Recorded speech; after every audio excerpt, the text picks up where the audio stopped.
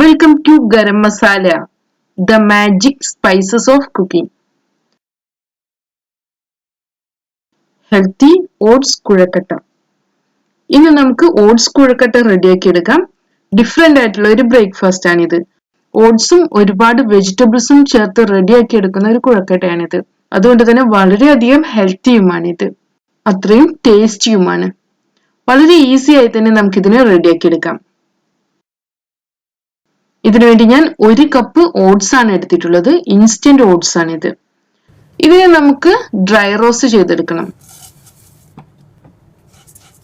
5 minute medium ഫ്ലെയിമിൽ വെച്ച് dry roast ചെയ്തെടുത്താൽ മതി. നമ്മുടെ ഓട്സ് റെഡി ആയിട്ടുണ്ട്. ഇനി നമുക്ക് ഫ്ലെയിം ഓഫ് ചെയ്യാം.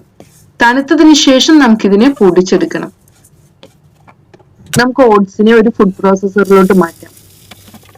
മിക്സിയിൽ പൊടിച്ചെടുത്താലും മതി.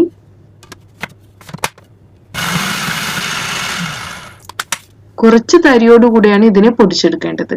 ഫൈൻ പൗഡർ ആക്കേണ്ട ആവശ്യമില്ല. ഇങ്ങനെ റെഡിയാക്കി വെച്ചിട്ടുള്ള ഓട്സ് ആണ് ഇത്. ഇനി നമുക്ക് വെജിറ്റബിൾസ് എടുക്കാം. ഇവിടെ ഞാൻ 1/2 പീസ് സവാള, 2 പച്ചമുളക്, 1 ക്യാരറ്റ്, 2-3 ലീവ്സ് ക്യാബേജ്, 1 ഇഞ്ച് നീളമുള്ള ഇഞ്ചി ഇവയാണ് എടുത്തിട്ടുള്ളത്.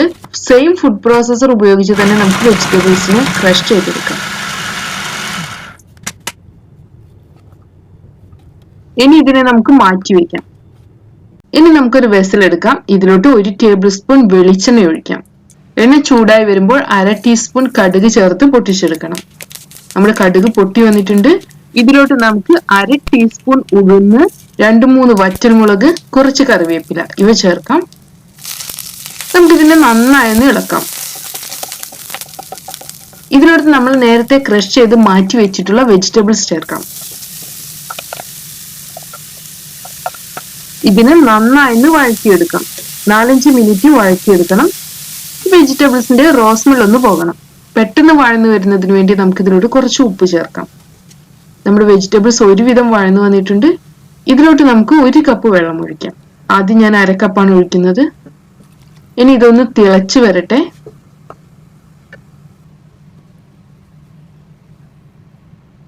ചെറുതായി തിള വരുമ്പോൾ നമ്മൾ നേരത്തെ പൊടിച്ചു വെച്ചിട്ടുള്ള ഓട്സ് ചേർക്കണം. നന്നായി മിക്സ് ചെയ്തെടുക്കാം നമുക്കിതിനെ. ഈ മിക്സിലോട്ട് ആവശ്യമുള്ള ഉപ്പ് ചേർത്ത് വീണ്ടും ഒന്ന് ഇളക്കാം. ഇതൊന്ന് മിക്സായി വരുന്നത് വരെ മാത്രം ഇളക്കിയാൽ മതി.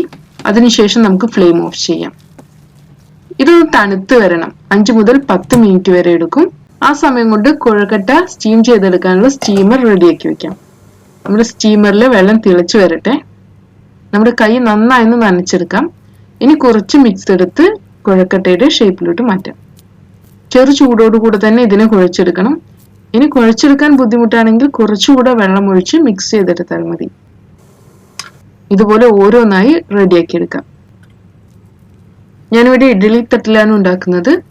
ഈ ഓട്സ് കുഴക്കട്ട ഈസിയായി സ്റ്റീം ചെയ്തെടുക്കാൻ ഏറ്റവും നല്ലത് ഇഡ്ഡലി തട്ടാണ്. ഇതിനെ അടച്ചു വെച്ച് 10 മിനിറ്റ് സ്റ്റീം ചെയ്തെടുക്കാം. നമ്മുടെ കുഴക്കട്ട റെഡി ആയിട്ടുണ്ട്. നമുക്കിതിനെ സ്റ്റീമറിൽ നിന്ന് മാറ്റാം. ഇതുപോലെ നമുക്ക് അടുത്ത കുഴക്കട്ട റെഡിയാക്കി എടുക്കാം. ഇതുപോലെ നമുക്ക് എല്ലാ കുഴക്കട്ടയും റെഡിയാക്കി എടുക്കണം. നമ്മുടെ ഈസിയും ടേസ്റ്റിയുമായ ഓട്സ് കുഴക്കട്ട റെഡി ആയിട്ടുണ്ട്. നമുക്കിതിനെ ചൂടോടുകൂടെ തന്നെ സെർവ് ചെയ്യാം. ഈ ഓട്സ് കുഴക്കട്ട ടൊമാറ്റോ ചട്നിയുടെയും അതുപോലെ തന്നെ കോക്കനട്ട് ചട്നിയുടെയും കൂടെ നല്ലൊരു കോമ്പിനേഷൻ ആണ്. Thank you.